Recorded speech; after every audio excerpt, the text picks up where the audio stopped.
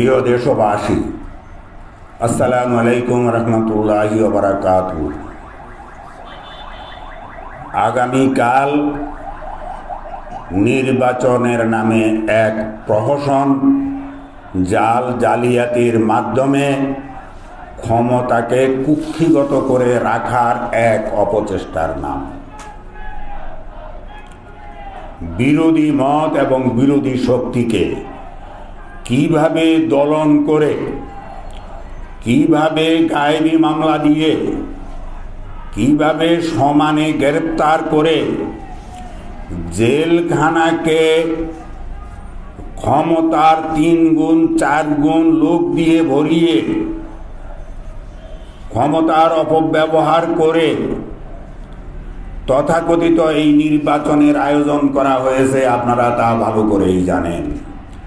প্রিয় দেশবাসী, যখন কোনো প্রার্থী বলে আমি ভারতের প্রার্থী, সেই প্রার্থীর বিরুদ্ধে নির্বাচন কমিশন এবং মনোনয়ন দানকারী দল কোনো ব্যবস্থা গ্রহণ করে না, কোনো টুশব্দ করে না। এই রকম প্রার্থী আছে 50 জনের অধিক, যারা দাবি করে তারা ভারতের প্রার্থী।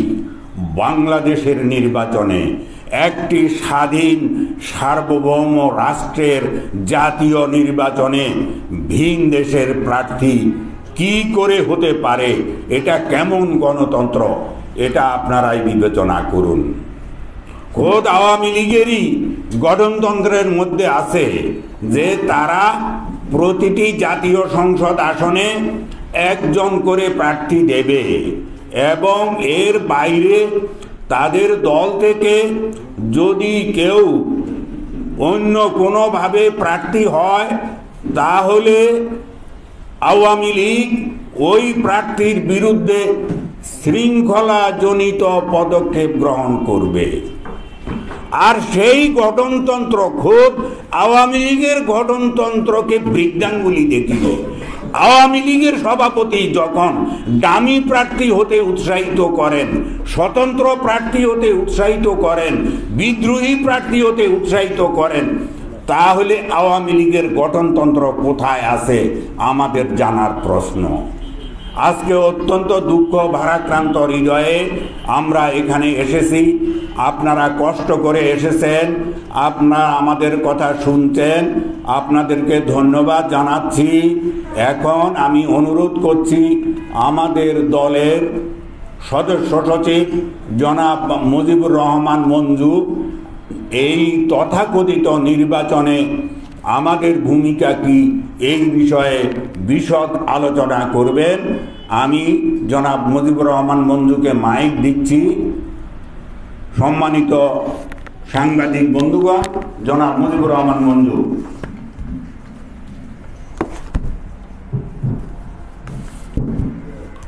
বিসমিল্লাহির রহমানির রহিম। প্রিয় দেশবাসী, সাংবাদিক বন্ধুগণ ও সুধী মণ্ডলী, আপনাদের সবাইকে সশ্রদ্ধ সালাম ও শুভেচ্ছা জানাচ্ছি। প্রিয় জন্মভূমি বাংলাদেশের রাজনৈতিক ইতিহাসের আরেকটি কালো অধ্যায় ও লজ্জাজনক প্রহসনকে সামনে রেখে আজ আমরা আবারও আপনাদের সামনে হাজির হয়েছি। আপনারা জানেন, এদেশের জনগণের অধিকার, বাক স্বাধীনতা ও স্বাধীন মতামতের মাধ্যমে সরকার গঠনের ক্ষমতা কেড়ে নেওয়ার পরম্পরায় 2014 ও 2018 সালের মতো করে আগামীকাল 7 জানুয়ারি আরেকটি সাজানো নাটক মঞ্চস্থ হতে যাচ্ছে, যার নাম দ্বাদশ সংসদ নির্বাচন। একটি ফ্যাসিবাদী দল ও তার কেন্দ্রীয় নেতৃত্বের ইচ্ছা এবং খেয়াল খুশি মতো ছকে তৈরি করা এই নির্বাচন নাটকে কোনো গণতান্ত্রিক রাজনৈতিক দল অংশ নেয়নি। আমরা সবাই, সকল রাজনৈতিক দল সম্মিলিতভাবে প্রতারণাপূর্ণ এই নির্বাচনকে আমরা বয়কট করেছি। কারণ এই নির্বাচনে জনগণের পছন্দের সুযোগ বা অধিকার কোনোটাই নেই। কে নৌকা নিয়ে নির্বাচন করবে, কে নৌকা পাওয়ার পর আবার লাঙ্গলের সমর্থনে সেটা প্রত্যাহার করবে, কে নৌকা পেয়েও আবার দলের স্বতন্ত্র প্রার্থী বা ডামি প্রার্থীর সাথে প্রতিদ্বন্দ্বিতা করবে, আবার কোথায় ফেক অপোজিশনকে, একটা সাজানো প্রতিপক্ষকে জেতানোর জন্য নৌকা এবং স্বতন্ত্র দুটোকেই প্রত্যাহার করা হবে।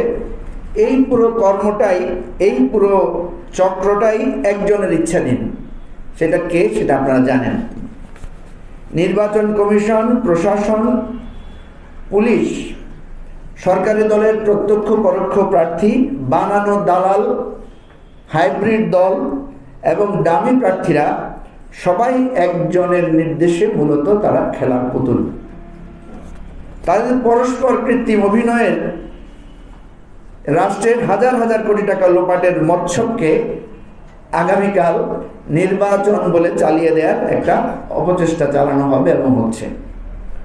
আমরা ক্ষোভ ও ঘৃণা করে এই নির্বাচন নামক তামাশাকে বর্জন করেছি এবং দেশবাসীকে আহ্বান জানিয়েছি এই অপপ্রয়াসে তারা কেউ যেন অংশ না নেয়।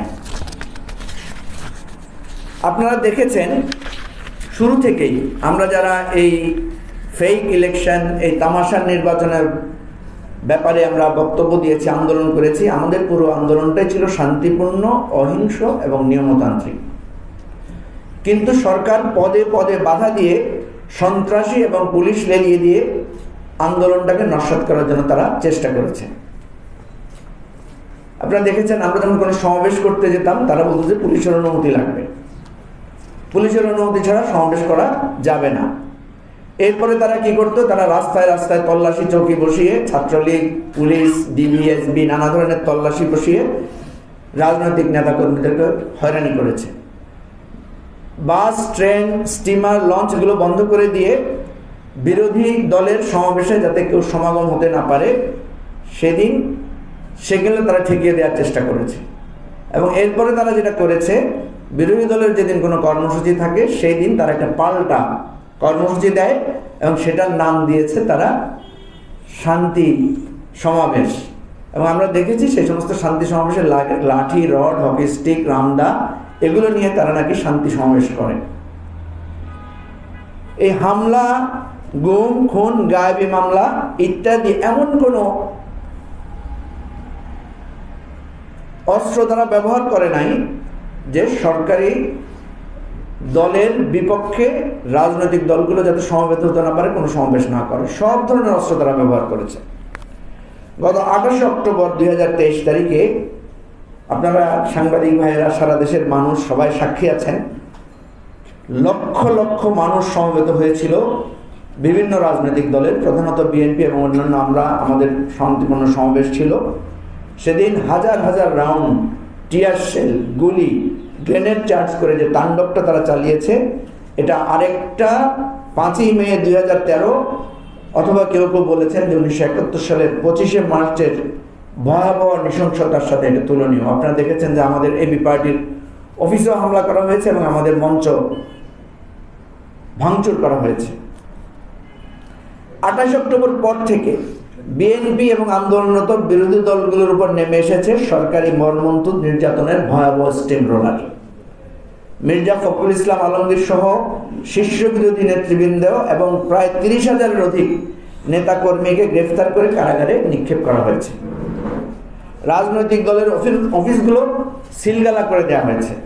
শহর, নগর, জেলা, উপজেলাকে সবগুলো জেলা উপজেলায় আপনার বিরোধী দল শূন্য করে দেওয়া হয়েছে।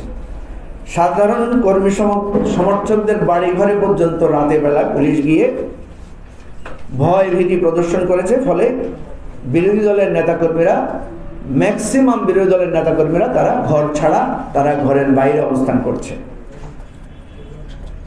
এর পাশাপাশি তারা কি করেছে, এর পাশাপাশি তারা পর্দার অন্তরালে নানা প্রলোভন, ভয় ভীতি এবং দল ভাঙার একটা ষড়যন্ত্র করেছে। এটাও ওপেন সিক্রেট, আমরা সবাই জানি। যেটা একজন মন্ত্রী মিস্টার আব্দুর রাজ্জাক, তার বক্তব্য এসেছে যে এক রাতে সবাইকে মুক্তি দেওয়ার আশ্বাস দেওয়া হয়েছে। নির্বাচনে গেলে ট্র্যাপ, মানি ট্র্যাপের কথা আমরা শুনেছি, এই সমস্ত ট্র্যাপ দিয়ে নানা ফাঁদ পাতা হয়েছে। কিন্তু সবচাইতে আমাদের আনন্দের এবং আত্মতৃপ্তির বিষয় হচ্ছে তাদের এই সমস্ত অপপ্রয়াস কোনোটাই সফল হয় নাই। কতিপয় কয়েকজন উচ্ছিষ্টভোগী রাজনীতিবিদ নামধারী দুরাচার ছাড়া কেউ এই ফাঁদে পা দেয় নাই। আমরা আজকে গভীর উদ্বেগের সাথে লক্ষ্য করছি যে এই সমস্ত ব্যর্থতায় উপায়ান্তর না দেখে তাদের এই ব্যর্থতার লজ্জা থাকতে তারা আবার আগের মতো অতীতের মতো নাশকতা ষড়যন্ত্রের প্লট সাজানো শুরু করেছে, সেটা আপনারা দেখতে পেয়েছেন। বিরোধী দলের কর্মসূচির দিন বাসে ট্রেনে আগুন দেয়া, মানুষ পুড়িয়ে মারার মতো নৃশংসতা আবার ঘটতে শুরু করেছে ঠিক আগের মতো। যেখানে বিরোধী দলের নেতাকর্মীদেরকে খুঁজে পাওয়া যাচ্ছে না, সরকারের মন্ত্রীরা বলছে যে বিরোধী দলের নেতাকর্মী শূন্য, সেখানে এই যে হাজার হাজার পুলিশ, গোয়েন্দা বাহিনী, নিরাপত্তারক্ষী এবং তাদের সিসিটিভির যে সার্ভিলেন্স, এই সমস্ত ঘটনার মধ্যে কারা বাসে আগুন দিচ্ছে, কারা ট্রেনে আগুন দিয়ে মানুষ পুড়ে মারছে, এই জিনিসগুলো রহস্যাবৃত। এবং আপনারা জানেন যে বিভিন্ন সময় যাদেরকে এই সমস্ত ঘটনায় দেখা গেছে, কোনো না কোনোভাবে দেখা গেছে এদের সাথে সরকারি দলের সম্পৃক্ততা রয়েছে। প্রিয় সাংবাদিক বন্ধুগণ, আপনারা প্রতিদিনই দেখছেন এই প্রহসনমূলক নির্বাচনের ব্যাপারে আমাদের এই প্রতিবাদী কণ্ঠ রুদ্ধ করে দেওয়ার জন্য নির্বাচন কমিশন একটা সার্কুলার দিয়েছিল এবং তারা পুলিশকে কঠোর নির্দেশনা দিয়েছে যে আমরা যাতে রাজপথে কোনো কর্মসূচি দিতে না পারি। এটা পরিপূর্ণভাবে বেআইনি এবং মানবাধিকার পরিপন্থী একটা নির্দেশনা, সংবিধান ও পরিপন্থী।